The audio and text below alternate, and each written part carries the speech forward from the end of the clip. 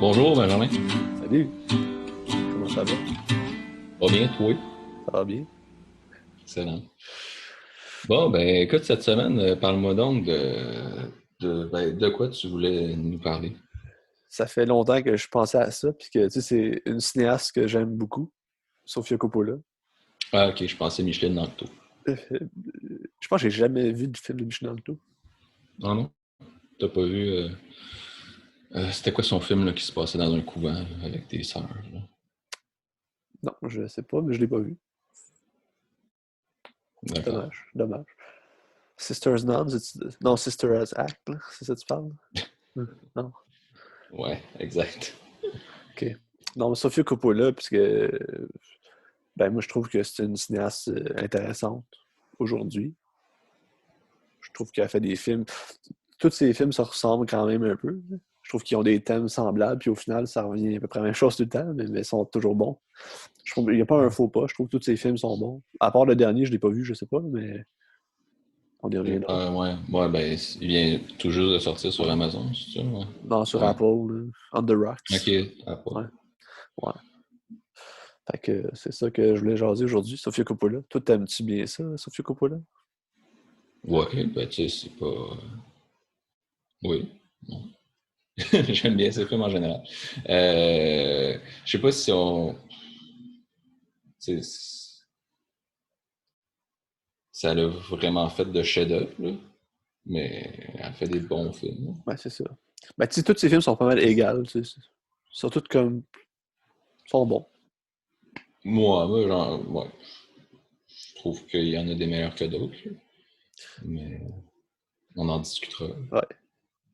Ben, tu sais, en plus, tu sais, c'est une cinéaste indépendante. Ouais, indépendante peut dire ça, là. Parce qu'à l'époque des gros studios, si je me trompe pas. C'est sûr qu'elle doit avoir son père qui derrière, qui la back un peu. Mais c'est plate de la réduire à son père aussi parce que elle est vraiment bonne. Puis elle a une belle voix, puis elle a un style intéressant, tu sais. Mhm. Puis c'est ça. On pourrait commencer.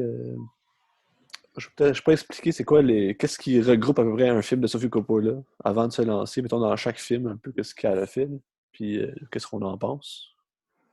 Ouais. Ça On pourrait marche. commencer en parlant de son grand rôle au cinéma. Le Parrain 3. C'est-tu le Bon? seul film c'est-tu le seul film qu'elle a fait? Non, elle a joué dans Star Wars 1. Elle faisait quoi? Elle jouait comme, tu sais, ceux avec Padmé là, qui sont alentour d'elle, là. Ah ouais? Ouais, Elle faisait partie. Ah ouais. ouais, Ouais, ben, c'est quasiment de la figuration plus qu'autre chose. ouais. Ben, je sais même pas si elle parle, là, mais il me semble qu'elle joue dedans. Ah ouais. Donc, Ouais, non. Ouais, dans le Parrain 3, elle fait la fille de Michael Corleone. ben, je l'ai Mais pas vu le tu 3. l'as pas eu? Non, je l'ai pas vu le 3. Ok. C'est-tu bon? Il paraît que c'est quand même désastreux. Ben, son rôle à elle, là. Ouais, ben, je sais pas, là. Elle joue pas super bien, mais son personnage est intéressant. Puis quand t'écoutes Coupe, ben, intéressant. Il est intéressant par rapport à, c'est surtout au lien qu'elle a avec Michael. Puis en fait, Michael, à quel point, tu sais, lui, tu sais, son amour pour elle ou tu sais, son attachement à elle, ou tu sais, c'est comme un petit peu ce qu'il y a de plus précieux. Puis c'est un petit peu au centre du film, là, ce point-là. Puis tu sens beaucoup. Puis ben, t'écoutes Coppola aussi en parler, c'est très autobiographique comme lien, si on veut. C'est vraiment, il présente Michael Corleone avec sa fille, son amour, sa faiblesse, puis là, puis Coppola qui décide de mettre sa fille dans le rôle. Euh, mais ouais, mais en termes de, de jeu, c'est sûr, des fois, ces expressions, tu sens qu'elle y pense là, avant de jouer d'une façon ou d'une autre, là, Ben, mais c'est une bonne bon, comédienne, là. non, mais c'est pas si mal. Là. De toute façon, moi, le Parrain 3, je pense qu'il est quand même. C'est pas, c'est pas un mauvais film. Puis c'est quoi Ben, l'affaire qui ont sorti le parrain dernièrement, là? Ça, j'en ben, connais. c'est ça. Ben là, mais c'est sorti où exactement? Parce que là, Ils ont sorti en DVD. Là, je cherche en bout, en tout cas. Là. ok, c'est sorti en grande diffusion pour Ouais. tous. Ouais, ben dans le fond, c'est que c'est un nouveau montage, là. Comme t'écoutes le. euh, c'est ça. Ben, t'écoutes les. Tu sais, j'ai écouté les commentaires à peu près, ben pas au complet, là, mais beaucoup d'extraits quand même, là. Des commentaires sur les DVD des trois films. Puis à la fin du deuxième, il est vraiment, comme Coppola, il se met à bitcher solide sur Paramount, puis à quel point, comme pour le troisième film, euh, ils ont, tu sais, ils l'ont pas laissé faire ce qu'ils voulaient, puis qu'ils n'avaient pas fini le montage, puis ils sont partis comme 6 mois avant qu'il ait fini. Ils ont comme pris apparemment qu'ils sont comme partis avec avec le film, avec les bobines, puis qui, c'est ça, qu'ils l'ont pas comme laissé finir, supposément. Puis c'est ça, puis dans le commentaire, c'est drôle, là, parce que c'était sur le DVD, puis t'as le gros logo de Paramount au début du DVD, puis là, dans le commentaire, il se met à les insulter solides, là. Puis, mais c'est ça, dans le fond, il dit ça là, par rapport au troisième film. Fait que là, il avait toujours dit que c'est ça, que c'était pas le montage qu'il voulait, puis qu'il voulait que le film s'appelle The Death of Michael Corleone, puis pas Le Parrain 3. Euh, c'est ça, parce qu'il disait, mettons, le deuxième film, c'est quand il a fait le premier film, le premier Parrain, dès le départ, euh, comme son poste était en jeu tout le temps, là, il était comme à 2 doigts de se faire renvoyer, puis là, finalement, supposément là, que c'est la scène dans le restaurant, là, et tu l'as vu le premier? Oui. Quand Michael Corleone, il s'en va chercher le revolver dans les toilettes, là. La scène avant qu'il parte en Sicile. C'est ça. Apparemment que c'est comme la scène qui a sauvé le film, qui a sauvé son poste, qui a sauvé Al Pacino dans le rôle aussi. Mais en tout cas, fait que là, il y a ça. Après ça, il dit que le deuxième, là, c'est Paramount qui voulait faire un deuxième film, puis lui, il voulait rien savoir. Fait que là, il est comme embarqué là-dedans, comme un petit peu à reculons. Puis après ça, le troisième, ben là, c'est lui qui voulait le faire, puis Paramount ne voulait pas. Puis finalement, ils l'ont pas laissé faire ce qu'il voulait, puis etc.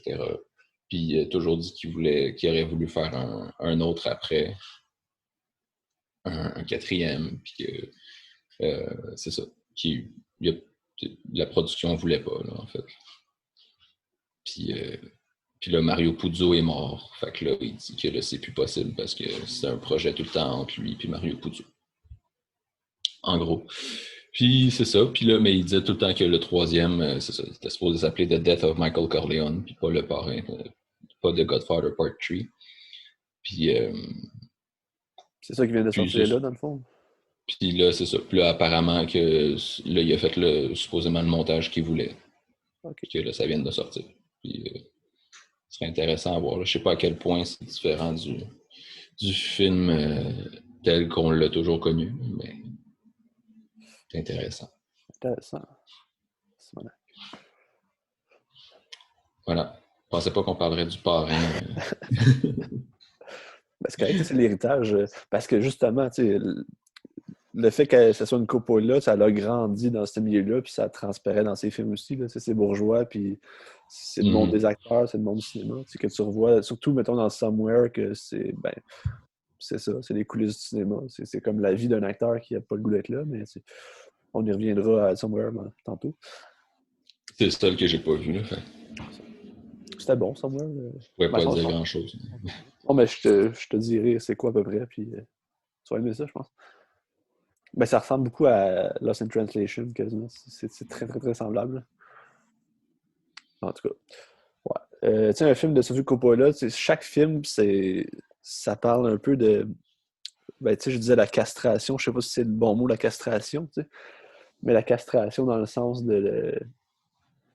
c'est comme s'ils sont la privation de quelque chose, tu sais. Ils sont privés tu sais, mettons, dans Virgin Suicide, ils sont privés un peu de leur jeunesse puis de leur liberté de jeune fille, tu sais.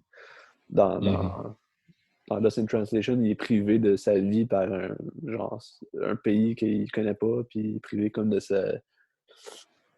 Comment dire ça? Tu comprends-tu un peu? Ouais, ben ben c'est ça, tu sais, il est là pour faire pour tourner des publicités, puis il est comme s'il avait un petit peu perdu le contrôle de sa carrière aussi, si on veut. Ouais, c'est ça.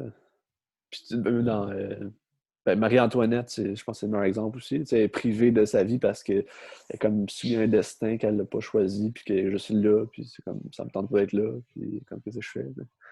Mm. Fait que ce thème-là de la castration, on va dire la castration. Stéphane Leclerc, il serait content de la castration. Là. que, que c'est ça. Ça se regroupe dans tous ces films, puis tous ces films tournent autour de ça. Puis aussi de l'ennui, tu sais. C'est toujours de l'ennui. Les personnages s'ennuient, ils font comme. Pas qu'ils font rien, mais c'est quasiment ça. Là, Mais est-ce que le spectateur s'ennuie lui aussi? Ben, ça dépend des. Non, je vais dire non, là. Ben, mettons, Lost in Translation. Ben, je pense qu'une des forces de Lost in Translation, c'est que ça montre l'ennui sans être ennuyant, mettons. Tu restes quand même captivé même s'ils font rien, puis il n'y a comme pas de but. Je trouve que c'est une de ses forces. Mais, sauf que Somewhere, mettons, c'est peut-être, en comparaison avec Lost in Translation, c'est l'ennui, mais il se passe vraiment rien, puis tu pourrais t'ennuyer pour dans ce film-là. Là. Mais je pense que c'est ça le point. Fait que c'est intéressant. Fait que on peut commencer avec Virgin Suicide.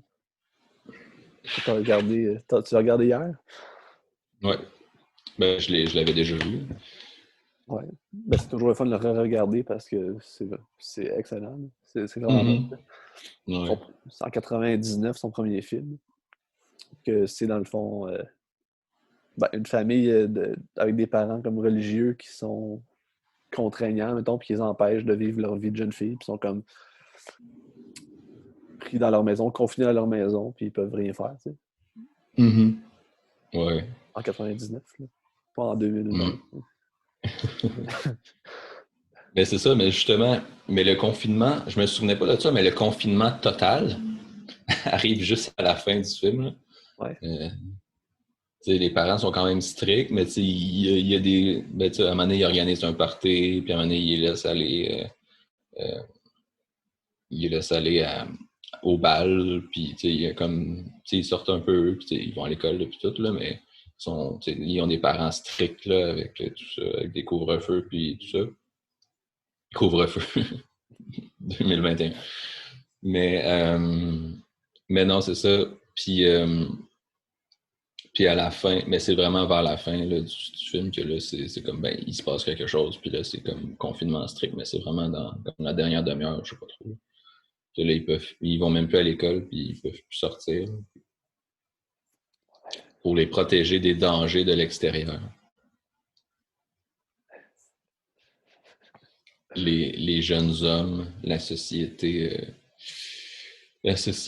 trop permissive. Tu sais, quand on parlait je t'en parlais à toi de la haine, puis genre Trainspotting. Y a-tu un lien aussi, y a-tu comme un parallèle aussi à faire avec ça? Je trouve que ça ressemble quand. Ben, c'est pas pareil pantoute, là. Mais comme au niveau du reflet que ça apporte sur la société, ou je sais pas, penses-tu qu'il y a un lien à faire? Ben, je sais pas, là, développe, là. Ah. Vite comme ça, j'en vois pas, là. Mais... Je sais pas, on dirait que c'est. Ben non, c'est vrai qu'il n'y a pas vraiment de. La désillusion un peu est peut-être pas là non plus, là. Mais en même temps, c'est quand même des jeunes qu'on dirait qu'ils ont comme rien devant eux, puis qu'ils sont comme désabusés, genre. Mais ouais. Mais tu sais, dans Trainspotting, tu sais, c'est plus justement le. Tu sais, ils ont un petit peu toute la liberté qu'ils veulent, puis c'est la société dans laquelle ils vivent qui est comme. Tu sais, je sais pas, soit qui permet pas de possibilités ou qui les laisse trop dériver, ou je sais pas trop, là. C'est Lost in Translation, c'est vraiment, on est dans le cadre strict familial qui les empêche d'aller dans la société qui, elle, est comme... Virgin Suicide. Ouais, c'est quoi que j'ai dit? Lost in Translation. Ah ouais, non, excuse. Mais ouais, non, c'est ça, Virgin Suicide, c'est ça, tu sais, sont dans le cadre strict de la famille, puis justement, tu sais, la société n'est pas vue comme décadente ou menaçante, tu sais, au contraire, tu as comme les parents qui la voient, surtout la mère, qui voit la société comme décadente, puis qu'il faut protéger sa fille euh, de tu sais, des dangers de l'adolescence avec les autres personnes. Puis eux, dans le fond, qui sont brimés parce qu'ils sont enfermés dans le milieu familial, c'est ça, strict et exclusif. La religion. La religion catholique. Mais ouais. Ça, ben, je pense que justement dans ce film-là, qui est son premier film, je pense que ça donne le ton sur tout le reste. Puis après ça, tu vois comme des traits qui sont dans celui-là. Tu sais, des thèmes, comme je disais, mettons la castration, qui va se retrouver partout, tu sais. Puis c'est intéressant quand on parle de. Ben non, on parle pas de ça, mais tu sais, le premier film, non, ça n'a pas rapport. J'allais dire l'affaire Truffaut, autobiographique, film esthétique, puis le troisième film, c'est la synthèse de tout, là, mais non, ça n'a pas rapport. Ouais. Mais Ben, c'est c'est. quand même. Ouais. Ouais, vas-y. Ben, je pense que c'est quand même très personnel comme film. Là, elle n'a pas vécu ça exactement. De toute façon, c'est inspiré C'est un d'un roman. roman. Ouais. Ouais. Euh, mais je pense qu'elle a beaucoup puisé dans son adolescence, dans tout ce qui est rapport entre filles et garçons, là, tout le jeu de séduction, puis le jeu de la curiosité, que c'est comme chacun vit un peu dans son monde secret, puis ben, pas secret, mais dans le sens, euh, les gars puis les filles à l'adolescence, puis peut-être encore plus dans les années 70, là, je sais pas, là, mais que souvent les gars se tiennent avec les gars, puis les filles avec les filles, puis l'autre sexe, il fascine, puis t'es attiré par eux, par elles, mais sans avoir comme, chacun comme dans son intimité, puis là, t'as comme des moments où les deux intimités se rencontrent, puis là, c'est comme, t'as beaucoup de scènes de même, là, que de, de gars puis de filles qui apprennent à se connaître, puis tout, puis c'est vraiment montré de façon... C'est ça, là, comme l'espèce de découverte, puis de rencontrer l'autre, là. Puis tu sais, il y a C'est... l'esthétique aussi qui est comme hypnotisante un peu, là. C'est comme si tu te fais emporter par l'histoire, là. Je sais pas si tu as trouvé ça, là. Mm-hmm. Ouais. Qui sert quand même le Ben, propos aussi que tu viens de dire, là, probablement, là. ouais, ouais, aussi. Puis tu sais, t'as des trucs très simples là, niveau photographie, là, comme quand tu vois, quand tu parles au téléphone avec les gars qui habitent en face, puis que tu sais, chez les gars, ben, c'est à la fin, quand justement dans le confinement extrême, puis chez les gars, c'est très jaune lumineux, là, puis chez les filles, ben là, c'est tout blanc, puis sans vie, là, si on veut. Euh, donc, ouais, il y a ça. Puis au niveau de la rencontre, ben, ouais. Ben, je sais plus ce que j'allais dire, fait que continue. Ben, justement, par rapport à ça, je pense qu'il y a un parallèle à faire avec un autre film qu'on venait jaser avant. Mustang de Denise Gurguen, là. Je sais pas trop c'est quoi son nom, mais une femme turque qui a fait un film qui est à peu près la même chose, là, sauf qu'il se passe en Turquie. Ouais, l'histoire se ressemble, là. C'est ça. Puis, ben, je trouve que justement la différence, c'est par rapport à l'esthétique qui change le ton complètement du film entre les deux. Même si c'est la même chose, je trouve que le fait que ça soit comme hypnotisant ou comme onirique, peut-être, Sofia Coppola, fait qu'on rentre moins dans la violence, peut-être, de ce qui se passe à Ouais. l'écran. Tout. Tandis que l'autre, c'est quasiment comme filmé, je dirais pas documentaire, mais c'est comme si tu es comme très présent avec eux. Puis ça fait que tu regardes ça, Mhm. puis c'est blanc quand même. Puis c'est un Ouais. très bon film, là. Puis c'est ça, Mustang, dans le fond, tu sais, c'est, pour résumer, là, c'est au début, euh, c'est ça, dans le fond, ça raconte l'histoire de sœurs, là, ben, sœurs dans le sens que, pas des religieuses, là, mais des sœurs, Ouais. genre Une frères et famille. sœurs, là, mais juste des sœurs. Bon. Euh, mais qui, dans le fond, bon, qui ont différents âges, là. Il y en a plus proches d'être adultes, puis d'autres plus enfance. Puis un après-midi ou je sais pas trop, là, en venant de l'école, ils sont surprises comme à jouer comme ils font genre des combats de coq, là, genre ses épaules des autres, là, ses épaules des gars comme dans la mer ou dans l'eau, je sais pas trop. Là. Puis là, c'est comme le gros scandale, là, puis là, ils ont plus le droit de sortir parce qu'ils ont été décadentes, là, parce que c'est ça là à peu près là, le début. Là. Ça fait quand même une couple d'années que je l'ai pas vu. Ben, c'est comme si c'était un jeu sexuel, puis là, c'est comme des dévergondés. Là. Ouais. C'est ça. C'est ça, tu sais, c'est comme un jeu innocent qui est vu comme justement, comme de la décadence, puis comme sexuel, tout ça. Puis c'est ça, puis là, ils sont comme enfermés, puis là, ils se font. Les parents essaient de les marier, puis de laver leur honneur, au fond, là. C'est vraiment ça. Puis c'est ça. Puis c'est sûr, ça se ressemble beaucoup, là. Mais la perte de liberté est là, pareil, comme ils sont enfermés dans leur maison, puis toutes les traditions religieuses un peu qui oppriment. Là, ouais. Mais tu sais, au-delà de la la photographie ou je sais pas trop là, ce que tu disais là, au niveau de la mise en scène, là, de façon générale, il y a vraiment un ton qui est différent entre les deux films. Là. Ça se joue. Ça se joue autant, ça se joue aussi dans la musique, puis ça se joue même dans le scénario aussi, là, tu as certaines répliques ou certains moments qui sont dans Virgin Suicide qui sont vraiment voulus pour être humoristiques. Là. Comme c'est vraiment. C'est ça que, en le regardant hier, je me disais, c'est comme. Le film, c'est tellement grave ce qui se passe, puis c'est tellement pas un film dramatique. C'est particulier pareil. Là. Ouais. Tu sais, t'as des moments plus comme tristes, mais même là. Mais je pense que ça tient aussi au fait que le point de vue est différent. Ben, mettons dans Virgin Suicide, c'est quasiment une délivrance, puis ils sont quasiment heureuses peut-être dans ça, justement. Mm-hmm. C'est peut-être ça aussi qui fait que c'est pas dramatique, c'est comme le point de vue de Kristen Dunst, que c'est comme, ben c'est cool, on va vivre notre vie correcte là, à cette heure. T'sais. Ouais, puis ça se concentre sur les moments où il échappe au contrôle, là, beaucoup, tu sais. Puis où justement, t'as l'impression qu'ils sont plus épanouis. Ouais. Puis mais c'est ça, mais c'est aussi beaucoup du point de vue des gars qui habitent en face ou des autres gars. Là. Ouais, c'est vrai. Oh, oui. C'est eux qui racontent l'histoire, c'est vrai. Mm-hmm. Ouais. C'est ça les gars qui habitent en face ou Josh Hartnett. Là, C'est qui Josh Hartnett? C'est le gars. Il a joué dans d'autres films après, là, mais c'est celui qui amène. C'est celui qui. C'est lui qui date Kristen Dunst, là? Hein? Lui qui date Kristen Dunst? Ouais, exact. Ok. C'était-tu le premier film de Kristen Dunst, ou ça en a fait d'autres avant? Je pense qu'elle a joué avant un peu, mais...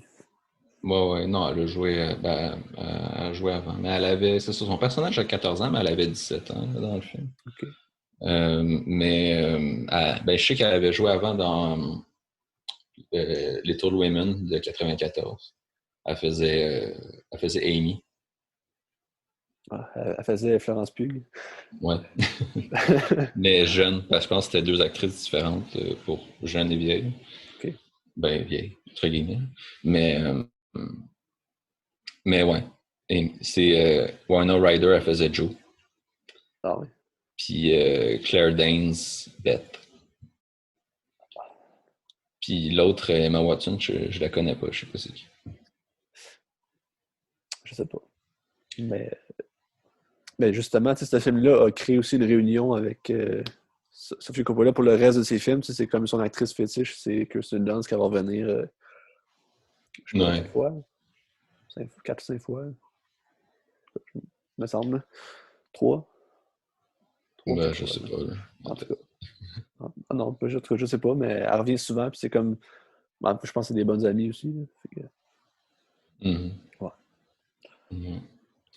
Puis Virgin Suicide, on peut aussi le surnommer le meilleur film dans lequel a joué Hayden Christensen. Ah, il joue dedans? Mais il fait. Tu sais, quand ils vont au bal, quand Josh Hartnett, il va au bal avec Kirsten Dunst, puis là, tu sais, il est avec 3 amis là, de l'équipe de football, puis qui vont avec les autres sœurs. Puis des gars de football, ben, c'est Hayden Christensen. Mais tu le vois à peine, là. J'avais pas remarqué. Comme... Fait que c'est ça. C'est probablement le meilleur film dans lequel il a joué. Mais tu sais, justement, la semaine passée, tu avais Star Wars qui jouait à la télé non-stop, genre tous les jours, toute la journée. Là. Puis j'écoutais ça tout le temps, puis c'est mauvais en tabaslac son jeu hein, dans Star Wars 1 puis 2, 2 puis 3. Là. C'est épouvantable. Là. Ouais, mais il y a bien du monde que leurs jeux sont mauvais. Ouais. Nathalie Portman n'est pas très bonne non plus. Non. En tout cas, je pense que C'est juste George George Lucas qui est Lucas, pas bon, c'est ça. c'est pas un très bon directeur d'acteur.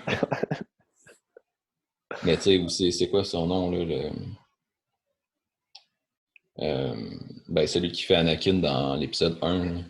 Ah, lui qui est en Je prison. peux bien croire que c'est un enfant, mais il est vraiment mauvais. Là. Ouais. C'est horrible. Ouais. Mais Ça fait-tu le tour de Virgin Suicide? il me semble que je voulais dire quelque chose par rapport. C'est ça, tu sais, le ton qui est très différent. Le point de vue, tu es beaucoup plus avec les filles dans Mustang que dans ce film-là, dans Virgin Suicide, que c'est justement la narration est faite par les gars qui habitent en face, puis tu les vois très peu seuls dans leur intimité, ou quand tu les vois, c'est comme c'est soit que c'est parce que soit parce qu'il y a des gars chez eux ou parce qu'ils parlent au téléphone avec des gars puis tu les vois comme juste brièvement ou même des fois tu les vois juste tels que les gars les imaginent plus que vraiment. Ben, peut-être c'est ça aussi l'esthétique onirique, puis c'est comme si t'es juste dans le flou puis dans l'imaginaire des gars. C'est pour ça que tu vois ça de même. Ça fait du sens, je n'avais pas pensé à ça. Ouais, il y a ça, tu sais. Comme je pense à la fin, là, quand elle parle de quand ils vont chez elle puis ils veulent comme les enlever puis partir faire un tour en partir faire un tour en voiture puis tout, puis là les Kirsten Dunst qui disent ah ouais, on vous rejoint là, tout, puis là tu vois comme une image que sont là à rouler les cheveux dans le vent avec le soleil qui se lève ou je sais pas trop là. Puis là c'est super onirique puis tout là, mais justement ça fait partie des différentes images qui viennent vraiment de l'imagination des gars, si on veut. Fait, ouais. Mais très bon film. Très très bon film. Je pense que, en plus, pour un premier film, c'est exceptionnel. Là. C'est hallucinant. Là. Fait que si les gens n'ont jamais vu ça, ben écoutez Virgin Suicide. Puis après ça, elle a enchaîné 4 ans plus tard avec, selon moi, son meilleur film, Lost in Translation, en 2003. Juste parce que Bill Murray est hallucinant dans ce film-là. C'est exceptionnel. Puis, on dirait c'est Bill quasiment Murray. ben, c'est ça. On dirait qu'il joue son propre rôle quasiment. Puis, ouais. Puis ce film-là, encore là, ça parle de la castration. L'excursion. Excursion. Ouais, non, c'est ça, la castration. Tu veux citer le plus de profs que tu as eu au cégep possible. Je veux juste citer Richard Gouin tout le temps. Ben, c'est ça. Sûrement qu'il nous écoute. Peut-être qu'il est mort, Richard Gouin. Mais...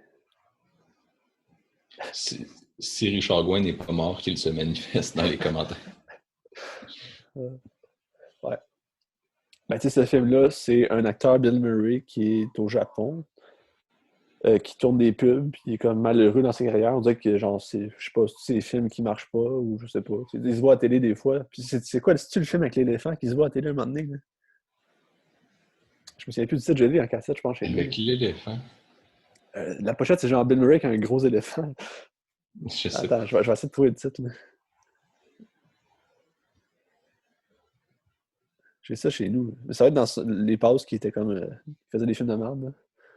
Avant Jean Rushmore, puis des choses comme ça. Là. Avant que Wes Anderson le trouve.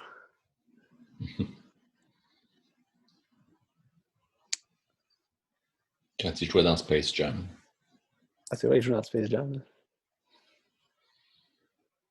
Ça s'appelle Larger Than Life. Plus grand que nature. Là. Je connais pas. Tu vois-tu? Ouais. Mais en tout cas, ça. Tout le monde, il se voit à l'écran quand il est dans sa chambre d'hôtel, puis c'est comme pathétique, puis il se voit jouer, puis on dirait qu'il est comme pas content de ce qu'il fait, puis qu'il fait de la merde. Là. Mm-hmm. Ou peut-être que c'est comme une réflexion de lui-même aussi sur sa propre carrière. Là. Peut-être, là, je lance ça de même, là, mais... Puis à travers ça aussi, tu as Scarlett Johansson qui elle sort avec. Mais je pense que c'est aussi la genre crise de la quarantaine ou cinquantaine, je sais pas trop. Ouais, ça fait. Ben, surtout que sa famille aussi, qu'il a pas l'air heureux, puis ça fait du sens. Hein. Ouais, c'est ça, se remettre. Tu te rends compte qu'il t'en reste quasiment moins que ce que tu as fait, puis tu te remets en question sur ta vie, ce que c'est, puis qu'est-ce que tu veux que ce soit. T'sais, il appelle ses enfants ne veulent même pas lui parler, parce qu'il est comme. C'est comme s'il est plus important. Ouais. Ouais. Puis à travers ça, tu as aussi Scarlett Johansson, qui est la blonde d'un photographe international, comme, que là, elle l'accompagne, mais lui, il n'est jamais là parce qu'il il fait des photos pour des contrats. Fait qu'elle se retrouve au Japon, elle parle pas la langue, puis elle est comme toute seule, puis comme ça ne tente pas tant d'être là, puis elle sait pas ce qu'elle fait dans la vie. Je pense qu'elle étudie en philo, quelque chose comme ça. Puis elle se questionne un peu sur une crise existentielle. Dans le fond, dans les deux personnages, c'est une crise existentielle qui se rejoignent à deux niveaux différents parce que t'es l'autre qui a genre 18 ans, puis l'autre qui a comme 40-50 ans. Mm-hmm. Puis, puis là, c'est ça, les deux, Bill Murray et Scarlett Johansson vont se rencontrer. Mais c'est ça, parce qu'elle elle est en voyage au Japon pour accompagner son chum, mais elle fait juste comme. Son chum, il est jamais là. Fait que là, elle est comme juste dans la chambre d'hôtel à rien faire. Puis, J'ai lu quelque part que cette relation-là, c'était basé sur sa relation de Sophie Coppola avec Spike Jones. ah ouais. C'était ça qui l'a inspiré, ouais. Mais il me semble, j'ai lu ça, mais il me semble. Ouais, peut-être. Mais je pense aussi que, elle a beaucoup. Elle doit avoir vécu ça beaucoup dans sa vie. Avec son père, mettons, là, d'être à des places, puis qu'elle ne peut pas faire grand-chose, puis qu'il faut qu'elle s'occupe. Puis... Ouais, c'est ça, parce qu'elle a grandi aussi quand il tournait Apocalypse Now. Je pense que c'était genre au Cambodge, dans ce bout-là, puis elle est allée habiter avec lui là-bas, puis je pense que c'était pas mal ça, sa jeunesse. Là. Ouais. Ben, en tout cas, c'est vrai, ça fait du sens. Ça. Mais ce film-là aussi, qu'est-ce que j'aime, comme je disais tantôt, c'est que il se passe absolument rien. T'sais. Puis t'es vraiment tout le temps plongé dans l'histoire. T'es tout le temps intrigué par ce qui va se passer, même s'il se passe rien. Mm-hmm. Je sais pas ce que t'en penses. Hein? Mais ouais, non, c'est vrai. Comme, ben c'est ça, c'est un film où il se passe pas grand-chose. Là, où ce que, les plus gros événements, c'est genre une soirée au karaoké, puis mais c'est la rencontre de deux personnages surtout, là, puis la relation qui développe. Puis une des grandes qualités, c'est que c'est pas vraiment, c'est pas une comédie romantique, ou en tout cas, c'est pas une comédie romantique traditionnelle. Je veux dire, il n'y a pas. C'est pas une vraie histoire d'amour vraiment là, qui se développe. C'est plus une complicité, puis ou en tout cas, s'il y a amour, il est pas consommé, là, si on veut. Ouais. Ben, c'est comme si les deux personnages ils font un à la fin, dans le fond. Là. Ouais. C'est ça. Mm. Ouais, ben, c'est intéressant de développer sur ce concept. Ouais, à la fin, c'est comme si. C'est comme un âme sœur un peu qui se retrouve, là, je sais pas. Puis c'est comme un. Je dirais pas un amour impossible, là, parce que c'est pas vraiment. C'est un peu de l'amour, mais c'est pas de l'amour, tu sais. C'est juste que c'est comme si elle a trouvé quelqu'un qui la comprend, puis lui aussi a trouvé quelqu'un qui la comprend. C'est dans leur réalité qui leur plaît pas, peut-être. Ouais. C'est comme deux âmes en dérive qui se sont trouvées, là, si on veut. Puis, tu sais, quand il. Mais toute la réflexion philosophique par rapport à comme l'existence, puis ça, comme qu'est-ce que je fais dans la vie, puis qu'est-ce que je vais faire, puis est-ce que j'ai réussi ma vie, puis tout, je trouve que c'est vraiment bien réussi, puis c'est bien amené, puis ça fait réfléchir. Mm-hmm. Ouais, non, c'est intéressant. Puis, c'est très. Il y a un aspect onirique, puis au-delà d'onirique, là, parce qu'on l'a beaucoup utilisé, mais atmosphérique là, dans les films, beaucoup de scènes sans parole, puis juste soit, mettons, des paysages qui défilent, ou des différents... avec la musique qui est très, je sais pas comment je la décrirais, là, mais c'est pas de la grosse musique rythmée entraînante, là. C'est de la musique qui est plus planante, là. Mais je pense que c'est du Phoenix ou quelque chose comme ça. Parce que je pense que le Ouais. Phoenix revient souvent dans. Parce que je pense que c'est son mari, Sofia Coppola. Ok, Le gars de ok. Phoenix. Je suis pas sûr, mais il me semble. Puis la musique de Phoenix revient souvent dans tous ses films.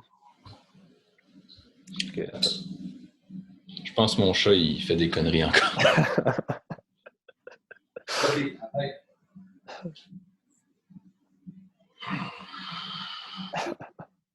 Bon. Ouais, non, je sais pas pour Phoenix, pour la musique, là, mais ouais. Mais t'as aussi toute l'esthétique pop aussi qui revient dans tous ces films, que même dans Mm-hmm. Suicide, c'était très présent. Puis même encore là, je pense que ça l'est. Peut-être la pop différente, là, parce que t'es au Oh, ouais. Japon. Mais ouais. Mm. Puis c'est ça qui va être intéressant dans le film, dans le prochain film qu'on va jaser bientôt. Là. Mais ouais. Mais aussi dans Lost in Translation, tu as beaucoup le, le Japon est vraiment très important, là, dans le sens où ils sont au Japon, puis tu vois à quel point, bon, tu as le principe qu'ils ne comprennent pas grand-chose, mais tu as tout le clash culturel, comme les émissions de télé complètement folles, puis c'est ça, puis je sais pas, là, quand à chaque fois qu'elle se promène dans les rues puis qu'elle regarde, c'est comme la fascination, puis à quel point c'est un monde différent, si on veut, avec tous les néons, puis toutes les inscriptions en kanji incompréhensibles. Mais dans le fond, Tokyo devient un personnage en soi. Là. Mm-hmm. En tout cas, ouais, c'est un décor personnage. Puis c'est beau en plus. Hein. C'est beau.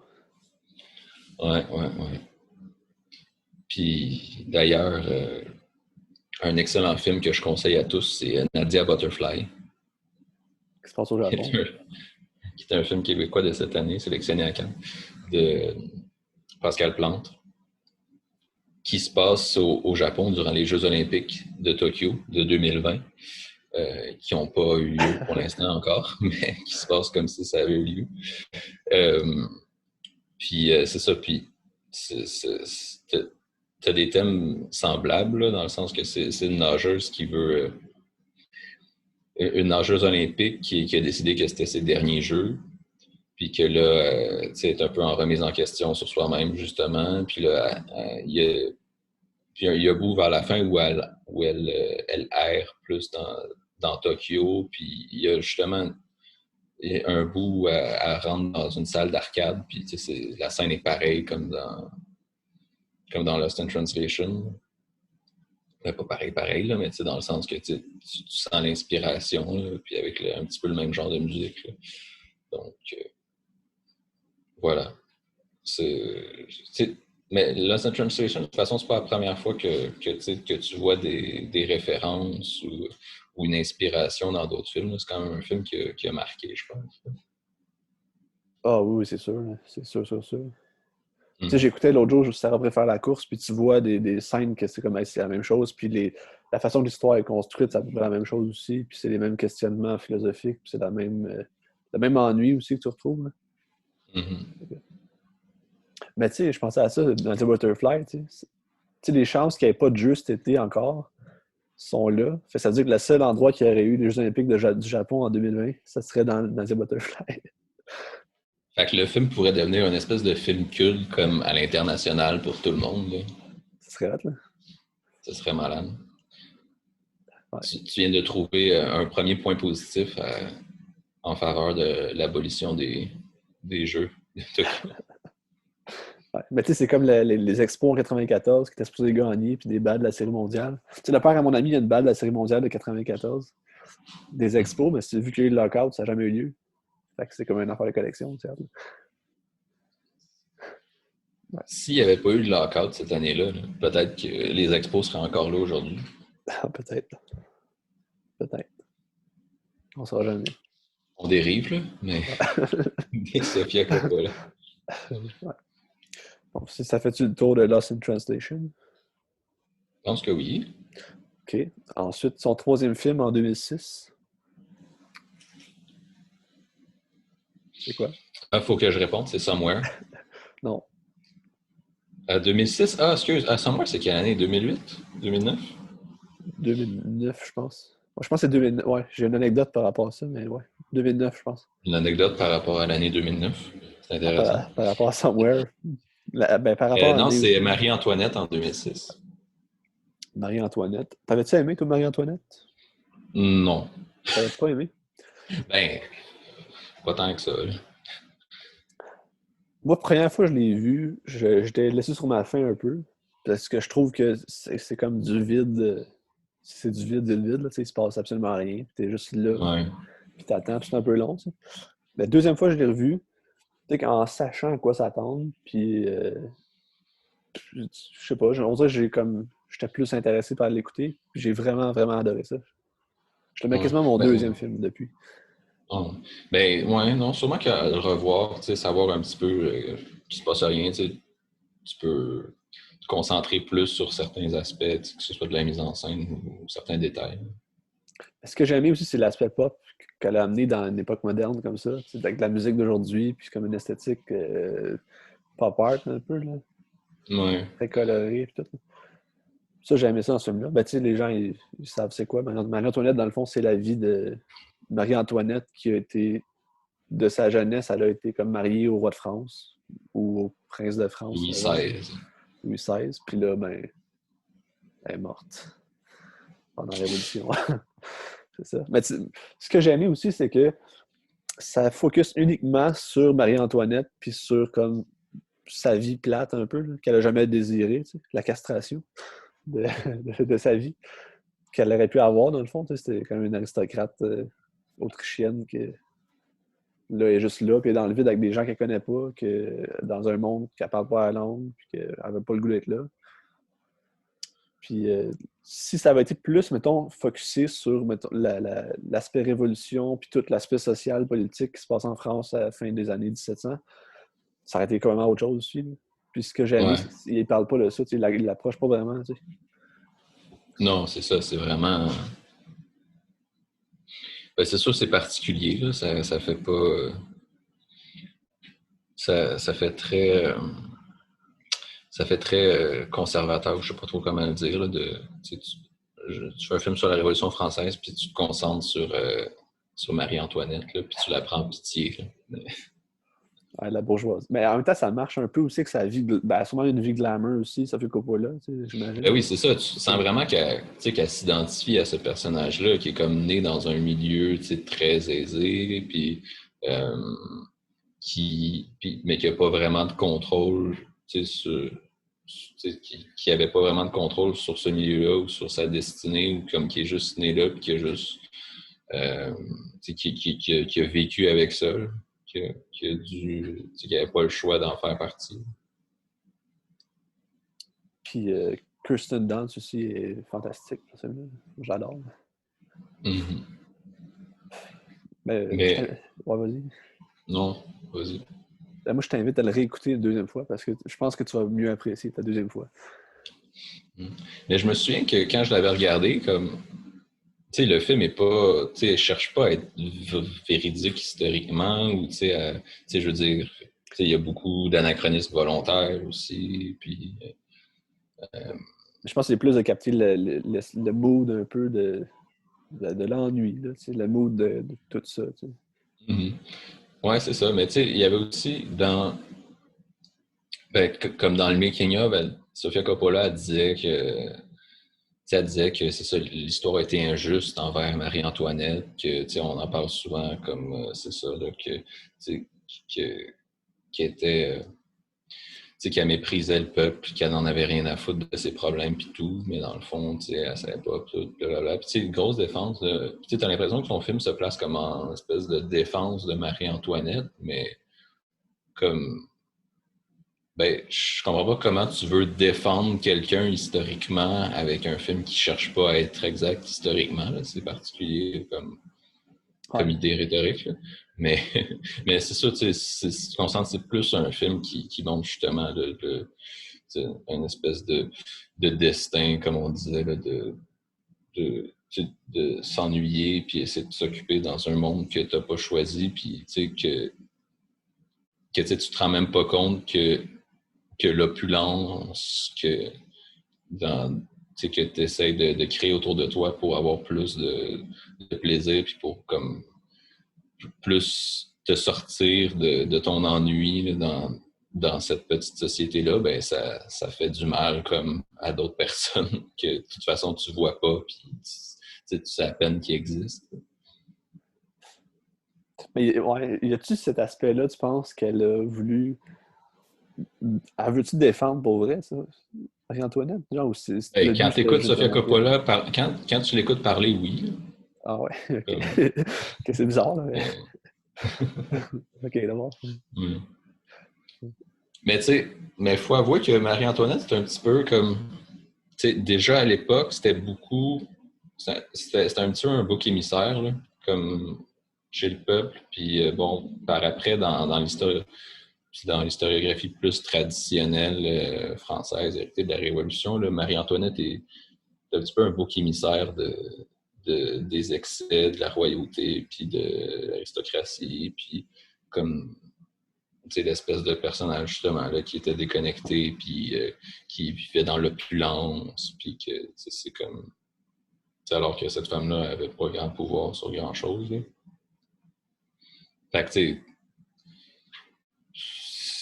j'imagine que je sais pas que certains peuvent s'identifier puis vouloir la défendre. Mais... Ouais, non, je comprends, mais ouais. Je suis pas sûr de qu'on devrait la défendre pareil, là. Mais c'est pas grave. Ben, il y a aussi Ben, l'affaire. Ouais, vas-y. Ouais. non, mais c'est ça. Je veux dire, ben, par rapport à certains excès traditionnels de l'avoir foutu comme bouc émissaire, c'est sûr qu'il y a des rectifications à faire. Là. Mais est-ce qu'on appelle ça de là à la défendre pour vrai, ben, c'est autre chose. Ben, elle a quand même participé à, à comme détruire un peuple ou à la montée révolutionnaire d'un peuple, pareil. Là, tu sais. Ouais, mais tu Ouais. sais, comme te dirait Sophie Coppola, ben, elle a rien demandé, là, elle est Ouais. juste arrivée là. Ouais. Ben, ouais, je pense que c'est quand même ça qui est intéressant, c'est de voir comme le destin tragique de quelqu'un qui ben, a jamais voulu, puis au final, mais elle paye de choix qu'elle n'a pas prise, dans le fond. Mhm. Tu as aussi toute l'affaire que c'est tourné à Versailles pour vrai. Là. Ils ont tourné ça vraiment dans le palais de Versailles. Puis ça, je trouve ça fascinant parce que c'est tourné, ben, l'histoire avec des guillemets, parce que c'est peut-être pas si vrai que ça, qu'est-ce qu'elle a montré, là, mais tourner l'histoire dans les lieux que c'est vraiment passé pour vrai. Je trouve ça vraiment intéressant. Mhm. Ça va être un méchant trip de comme, bâtir un set puis de revenir en 1750 et en montant. Peut-être, ouais, Mhm. ça va être écœurant. Mais il faisait ça quand? Parce que c'était fermé aux touristes, genre, pendant. Je sais pas. Mais j'ai lu sur IMDb, il tournait à Versailles Ouais. pour vrai. Mais Ben, ça c'est devait être ça, fermé. j'ai pas vu. Ben, j'ai pas vu le film depuis que je suis allé à Versailles, là, en fait. Mais tu vois, j'ai encore plugué un. Ah, voyage. Mais non, c'est ça, c'est sûr. Non, c'est sûr. Sur le tournage, ça doit être exaltant, là, puis à faire. Là.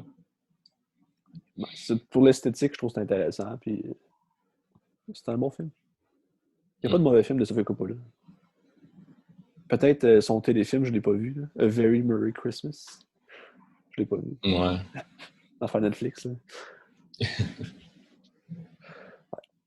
J'ai pas vu non plus. Fait que là, c'est correct pour Marie-Antoinette. Là. Oui, oui. OK. Là, son prochain film, après ça, en 2009. Somewhere. Mon anecdote de Somewhere, je peux te dire tout de suite. Somewhere a gagné le Lion d'Or à Venise. Meilleur film. Ouais. C'était Quentin Tarantino qui Ouais. présidait le jury. Ça, tu sais, ça a fait un scandale. Parce que ils ont sorti ensemble, C'est ça. c'est ça? Fait qu'il dit y a pas de. C'était pas impartial. Fait que genre là, il a donné le prix à son ex. Puis genre. En même temps, ben, je sais pas c'est quoi les autres films qui étaient en compétition comme Somewhere. Tu sais, c'est pas si génial. C'est bon comme film, mais c'est pas si génial que ça.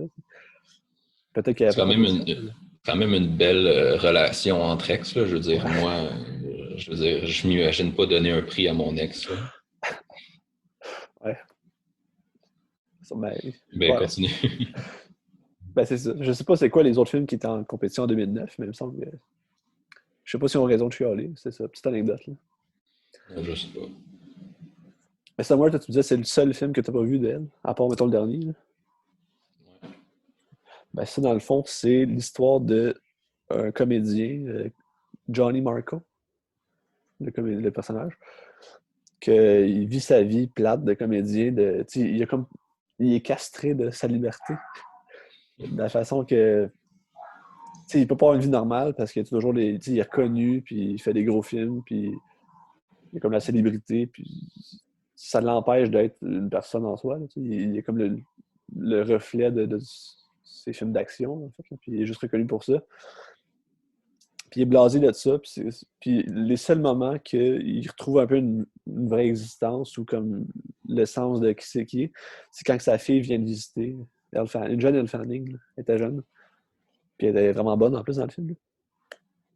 Puis c'est ça, dans le fond, c'est juste l'acteur qui vit sa vie dans des moments plates que ça ne tente pas d'être, genre de la promotion de tournage, puis des affaires comme ça. T'sais. Puis sa fille l'accompagne là-dedans, puis on dit que c'est comme des beaux moments avec sa fille que il passe avec sa fille, puis c'est le fun. Il y a du plaisir. T'sais. Sinon, c'est juste comme la débauche, il fait le party, il y a comme plein de filles tout nues, puis il est malheureux. T'sais. Je sais pas si ça donne le goût d'écouter, mais... Ben là, plein de filles tout nues, t'as capté mon attention. Mais... Plein de filles tout nues, t'as comme 2 scènes de striptease un peu, là, mais c'est pas plein. Là, mais... Ben, ouais, non, ben, écoute, si tu me dis que c'est bon. Ouais, c'est bon, c'est bon. Ça vaut la peine d'écouter. Je trouve que ça ressemble vraiment beaucoup à Lost in Translation. C'est un peu la même chose, l'ennui, le vide existentiel puis tout. C'est plus Mhm. lent peut-être. Il se passe moins d'affaires que Lost in Translation. Ou peut-être qu'il se passe peut-être plus d'affaires, mais ça paraît qu'il se passe rien. Comme. T'es juste OK. dans le vide. T'as Chris Pontius qui joue dans le film. Tu connais-tu Chris Pontius? Non, C'est je sais pas.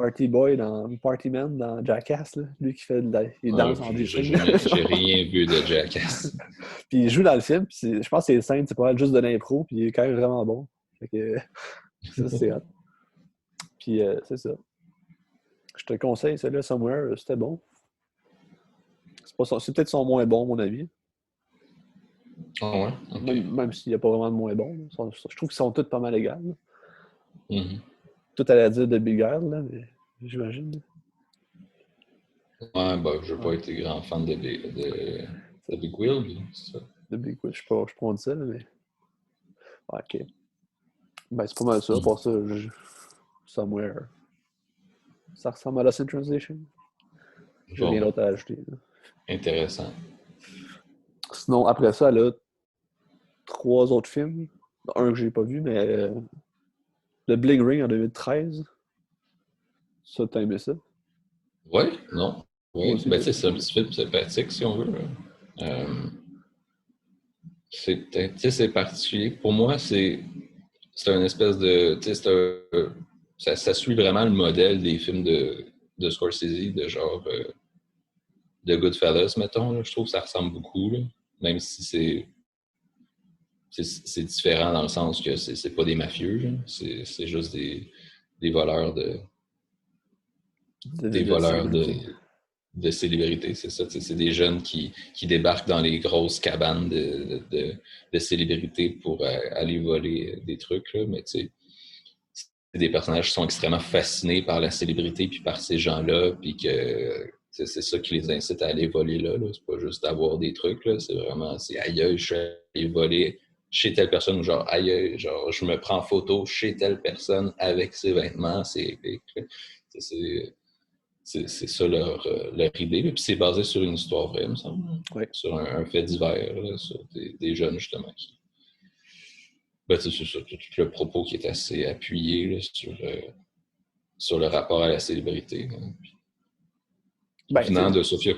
Ça suit quand même bien Somewhere aussi, là, le rapport à la célébrité, comment Mm-hmm. que. Il y en a un, c'est lettre, après ça, de l'autre film après, il envie ça, puis c'est comme, je sais pas. Mm-hmm. Ben, c'est ça, c'est vraiment des gens, c'est ça, qui envient un monde qui les fascine complètement. Puis, venant de Sofia Coppola, qui a clairement, ben, fort probablement jamais envié ce monde-là parce qu'elle en a tout le temps fait partie.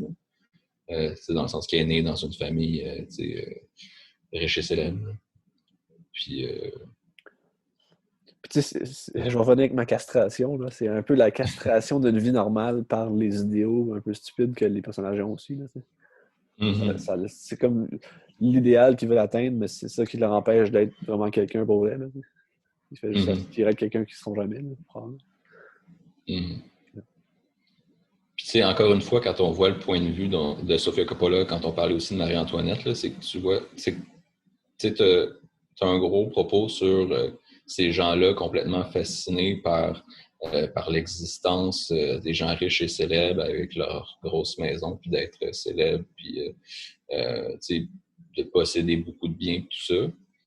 Mais tu n'as pas vraiment de message, de message ou de propos quelconque sur ces gens-là qui possèdent des trucs qui n'ont pas d'allure. Là. Tu vois, c'est tourné aussi dans des vraies maisons, là, des vraies personnes, puis t'as Paris Hilton qui fait un caméo, il me semble, puis Kirsten Dunst.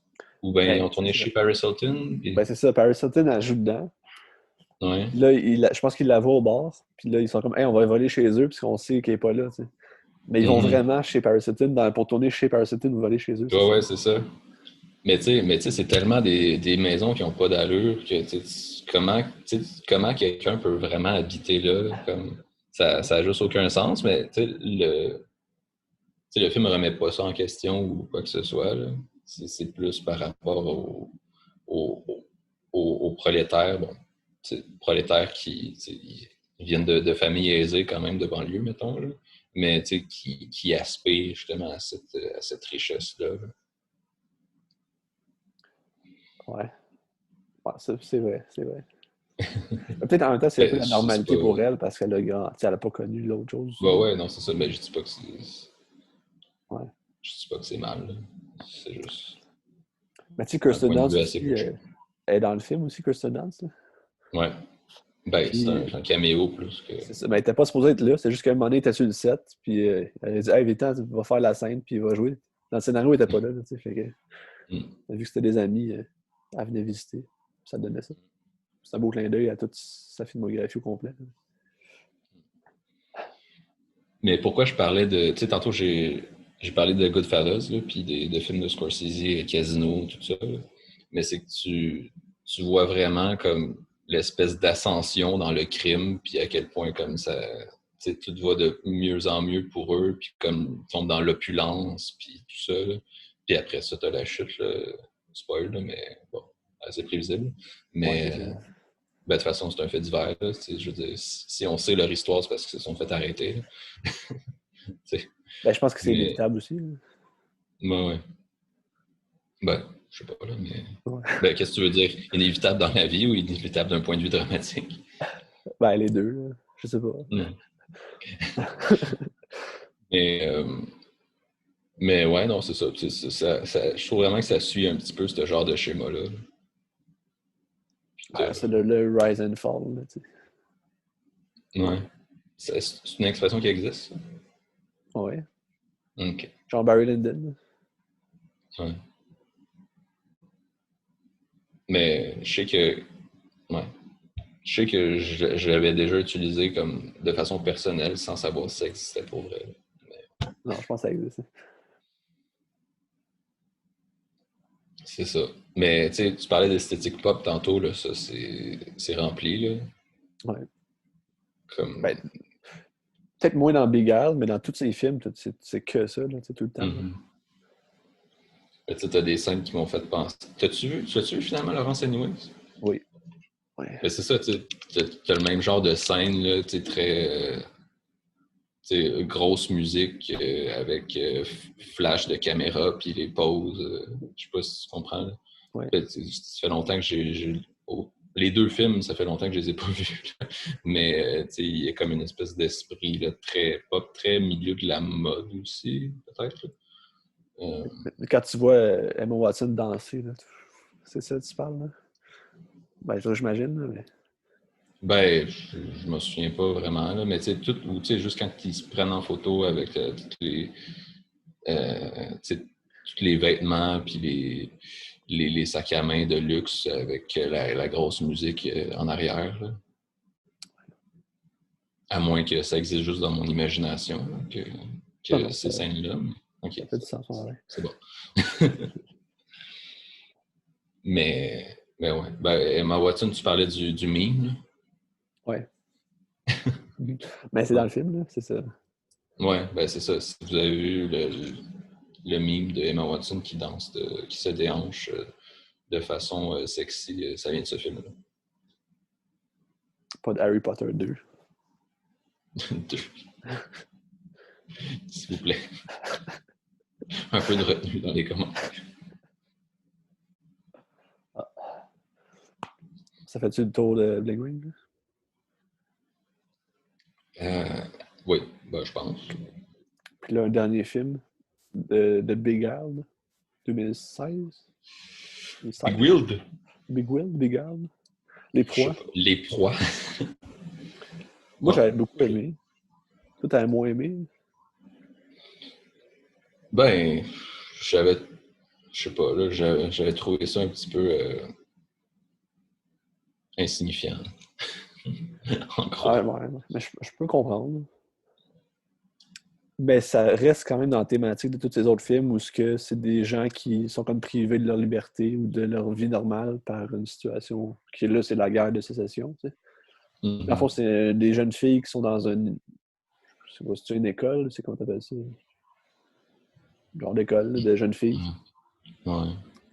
Puis que, ben, ils sont pris dans ça parce que c'est la guerre de sécession. Puis là, à un moment donné, t'as un soldat de l'Union qui est blessé, puis il l'accueille, mais tu sais, l'Union, en fait, c'est des méchants dans ce film-là. Puis là, c'est comme la première fois qu'il voit un homme depuis longtemps. C'est comme toute la tension sexuelle qui explose entre toutes les filles. Là-dedans. Ça, je trouve ça intéressant, la relation entre chacun qui veulent se manger, tu sais, puis comment Ouais. ça, comme la psyché évolue à travers le film. Là. Mhm. Mais, mais hier, justement, en regardant Virgin Suicide, comme, ça me faisait beaucoup penser là, à The Big Will. Là. Les deux films, ils ont, justement, dans le rapport des filles par rapport aux gars, là, puis comme l'espèce de tension sexuelle puis d'excitation. Là. Ouais. Puis, Puis, ouais. les rapports des différentes filles entre elles, ben là, c'est sûr, c'est pas. En Virgin Suicide, ça reste plus cordial, mais des différentes filles entre elles par rapport à l'homme qui est comme objet de désir pour toutes. Là. Ouais. Puis il est Mais encore Kirsten Dunst, qui est fabuleuse dans ce film-là aussi. encore elle, Fanny. Funny. Nicole Kidman, qui est quand même solide aussi, à joue bien. Mhm. Ben, elle joue dans des bons films, Nicole Kidman, ces Ouais. temps-ci, depuis une couple d'années, il me semble. Yorgos Lanthimos, là, The Killing of a Sacred Deer. Mm. C'est bon. Vraiment excellent. Puis ben, aussi toute l'esthétique de Les Proies. Je vais dire Les Proies parce que ça se dit plus facilement. Mhm. Euh, tu sais, je pense que c'est éclairage naturel, mais c'est comme dans une genre de forêt, puis t'as comme tout le soleil qui joue dans ça, c'est beau, là. C'est vraiment, vraiment beau. Ça a quand même pris de la mise Ouais. en scène à Cannes aussi en 2016. Mhm. Ça, je pense que c'est un point fort aussi du film. Là. Ouais. Il est peut-être plus sobre que les autres par rapport à la vibe qu'elle apporte, là. Ouais, il n'y a pas de. C'est ça, il n'y a pas d'excès de mise en scène comme ben, justement dans The Bling Ring avec les grosses les scènes avec la grosse musique pop, là, t'as pas ça. Là. Ouais. Dans- à moins que je m'en souvienne pas, là, mais Non, ben, non, il me semble que non. Il me semble que non. Mais, c'est pas, tu sais, c'est pas l'anachronisme de Marie-Antoinette non plus, là, à ce niveau-là. C'est plus centré. mais je sais pas, tu sais, ils ont fait un film avant, puis ça, je pense que c'est un roman, si je me trompe pas. Ouais, Ouais, je me souviens pas si c'est un roman, mais en tout cas, il y a au moins eu un autre film avant avec Clint Eastwood. Là. C'est Clint Eastwood qui joue Colin Farrell? Ouais, ben, il me semble que oui. Ah ouais, ok. Je sais pas. Mais je sais pas à quel point c'est quoi la différence, sais-tu? Ben, sûrement pas, là, mais. Ben, ce que j'avais lu, parce que je l'ai pas vu, là, mais ce que j'avais lu, c'est que le film précédent était beaucoup plus du point de vue de l'homme, Ah, ok. du soldat, tandis que là, on est vraiment plus avec les filles. Là. J'imagine que c'est plus intéressant du point de vue des filles. Ouais, ça va être différent, mais. Ben, c'est ça, c'est différent, je pense. Là. Parce que, on est vraiment dans une lutte de pouvoir aussi. C'est peut-être moins le cas, je sais pas.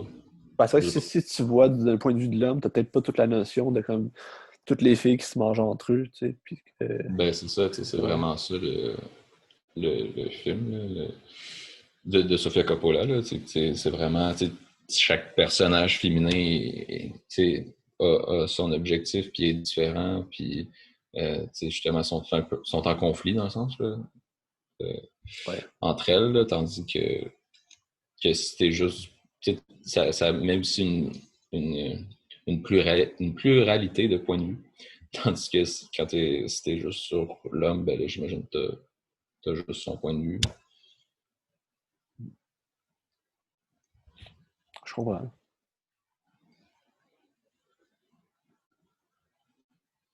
Tu comprends? T'as rien à ajouter. Non, non, mais non, je comprends ton point, je pense que t'as raison, tu sais. C'est ça. Puis je pense, ben, là, j'ai pas vu l'autre, là. Je l'ai pas vu. On dirait que ça m'intéresse pas l'autre, là, mais. mais ouais, non. J'imagine que c'est plus intéressant du point de vue de la femme, mais en tout cas. Je l'ai pas vu. Je l'ai pas vu. Ben, c'est un bel bon film quand même, de Bigard. C'est pas que c'est son meilleur non plus, mais tous ces films, je trouve qu'ils sont pas mal tous à un même niveau. Mhm. Puis, Mais tu sais, moins dans les excès, comme on disait dans ce film-là, tu sais, c'est plus contenu, c'est plus avec les personnages, puis avec ce qui se passe. Là. Ou en tout cas, c'est plus sur la subtilité du jeu des actrices aussi. Là. ouais.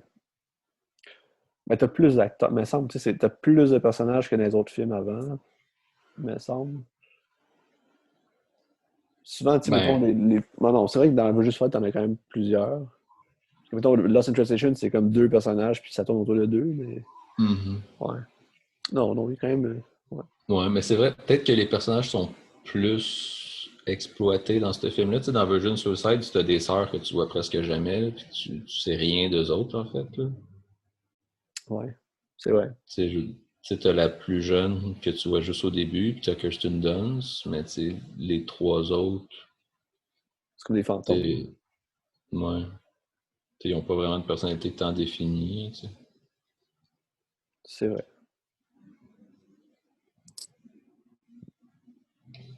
Ouais. Mais en tout cas, bon, ça fait le tour pour The Big Island, là. Ça fait ton tour de Big Island, là? Oui, je pense que OK. oui. Puis là, elle a fait un film en 2020, On the Rocks, qui est sur Apple. Moi, je l'ai pas vu. Toi non plus, tu l'as pas vu. Non, J'aimerais ça le je suis pas voir. abonné. Je suis pas abonné à des services de streaming. À part un, mais je paye pas pour. Ouais. Ben, je pense que les critiques sont assez mitigées, mais je pense que ça a l'air bon pareil. J'ai entendu des bons commentaires. Puis je pense que c'est avec Bill Murray, hein. C'est le retour de Bill Murray avec Sofia Coppola. Ça risque d'être quand même intéressant. Mais si t'as Hmm. un film, mettons, suggéré de Sofia Coppola, lequel tu suggères? Mais probablement là, c'est une translation, mais je pense que le plus facile d'accès, c'est Virgin Suicide. Là. Ouais, c'est vrai, je Puis suis d'accord avec toi. hmm. Puis tu sais, c'est peut-être. Ouais, non, quelqu'un qui veut. Ben, ça dépend. Tu sais, quelqu'un qui, mettons, qui s'intéresse pas tant au cinéma, je considérerais plus Virgin Suicide. Parce que c'est peut-être aussi quelque chose qu'il n'aura jamais vu. Tu sais, un film tu sais, qui traite d'un sujet grave de façon légère, entre guillemets. Là.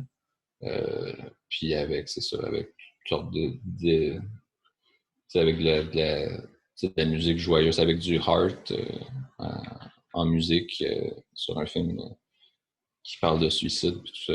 Mais non, ça peut être. Sinon, ben c'est ça. Le meilleur, ce serait probablement plus Lost in Translation, je pense. Là. Mais les deux, je trouve quand même de qualité relativement équivalente. Là. Ben, moi, je trouve que tous ces films se valent. Il y en a peut-être. Ouais. Moi, Lost in Translation sort du lot un petit peu, mais je trouve que tous ces films sont pas mal tout au même niveau. Tu sais. Sont pas comme fucking excellents, mais sont tous très bons. Tu sais. Ouais, ben, tu sais, comme je te dis, il y en a que j'aime moins, là, mais. Ben, Marie-Antoinette, réécoute-les. Ça, je pense que c'est ça, moi, Ouais, je faudrait. conseillerais. C'est de. Marie-Antoinette, si tu le réécoutes puis tu le réécoutes, tu vas aimer ça. Ouais. Mais tu sais, je conseillerais pas Marie-Antoinette à quelqu'un À qui quelqu'un veut, qui. Non, qui connaît qui pas le veut cinéma, découvrir. mettons. Là, c'est ça, non, non, non, non. Mais je pense que. Mais je l'avais regardé avec ma sœur, parce que ma sœur, elle voulait le voir parce qu'elle aimait ça, les histoires de princesses, puis Ça n'a pas de aimé ça. château, puis tout. Puis, ben, je pense qu'elle a juste trouvé ça banal, là, mais je me souviens pas. Là.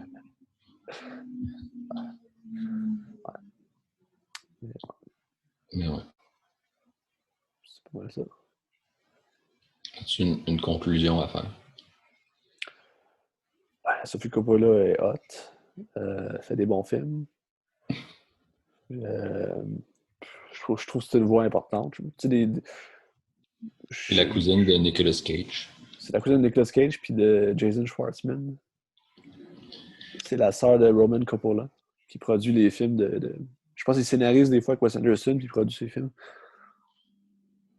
Je sais pas s'il y a. Ben, Ben, c'est une méchante famille, là. Ça, je veux dire, ouais. tu sais, la Talia Shire, c'est sa tante, là. C'est la sœur C'est qui t'allait de faire? Francis Ford Coppola.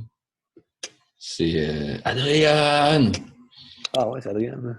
Puis, ben, elle joue dans Le Parrain aussi, là. C'est Connie, je pense. Je savais pas. Ouais. Ah non, c'est ça, c'est tout. Ben, tu sais, justement, je sais pas s'il y a un lien à faire entre Coppola et Wes Anderson. Il y a comme une esthétique pop qui doit se ressembler quand même, puis c'est différent, là, mais. Ouais, il y a un lien, mais c'est sûr, c'est quand même. Wes Anderson, tout est très carré, symétrique, puis t'as l'impression que c'est une chorégraphie organisée. OK, 1, 2, 3, 4, tac, tac, tac, tac, tac, tac. Mais tout dans Tu comprends ce que l'utilisation je de veux la dire? musique, puis la couleur, puis des affaires comme ça, tu sais. Ouais, Ça non, il y a des ressemble, ouais. ressemblances là, à ce niveau-là. Là, mais... Wes Anderson, c'est bon. Hum, hum, hum, hum. Bon, c'est ça qui fait le tour, je pense. Pas de tour. Bonne année. Bonne année. Bon confinement. Bonne